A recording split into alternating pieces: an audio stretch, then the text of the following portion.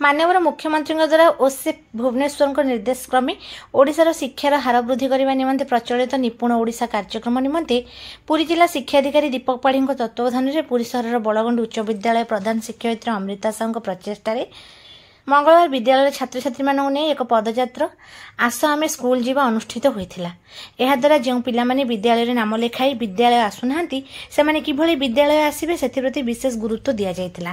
एही कार्यक्रम रे विद्यालयर शिक्षयित्री सविता महापात्र, अर्णदा महांती, निरंजन रिपु, नमिता बिसोई और प्रणति नायकଙ୍କ सहित विद्यालयर समस्त कर्मचारी योगदान करथिले।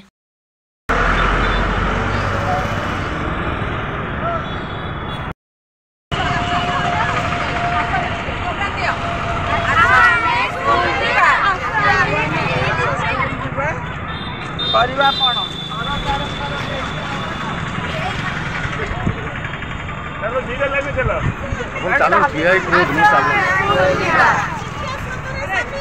शिक्षा संस्था शामिल असम में स्कूल जीवा। जय जगन्नाथ। मु सविता महापात्र बड़गंडी उच्च विद्यालय वरिष्ठ शिक्षयित्री। आज आम विद्यालय रे आस स्कूल जीवा कार्यक्रम पई पदयात्रा अनुष्ठित होछि।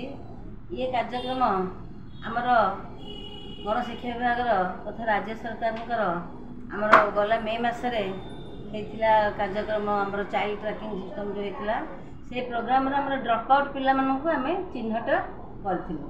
से ड्रॉप आउट पिला मानकर हार कमेबा तथा से पिला मानकु आम विद्यालय शिक्षार मुख्य स्रोत रे शामिल करबा पई आस स्कूल जीवा कार्यक्रम को आम शिक्षा विभाग शामिल कराई। से पिलानको नहीं आमे सेमानको से छात्र छात्री को तथा सेमानकर अभिभावक मानक सचेतन करेबो। से माने किए कोठारे अछि ताको बुझी बतई जणे शिक्षार मूल्यबोध बुझाई गुणात्मक शिक्षार विकास पई सेमानको आने मुख्य स्रोत रे शामिल करेबो। ये एक स्वागत योग्य पदक्षेप।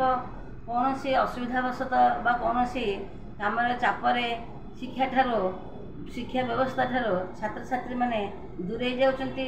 तेणु सेमानकर शिशु बयस तथा कैशोर बयस शिक्षार आवश्यकता को बुझेबो और सेमानक मन को सचेतन करेबो। ताका भितर आग्रह तथा प्रेरणा सृष्टि कले सेमाने शिक्षार सामिल हेबे। भविष्य जीवन में सुंदर रंगीन स्वप्न से साकार करेंगे। निजे शिक्षित हेबे। निज विद्यालय निज समाजर परिवार तथा आम विकसित ओडिशार गठन में से गुरु दायित्व ग्रहण करेंगे और भूमिका देते।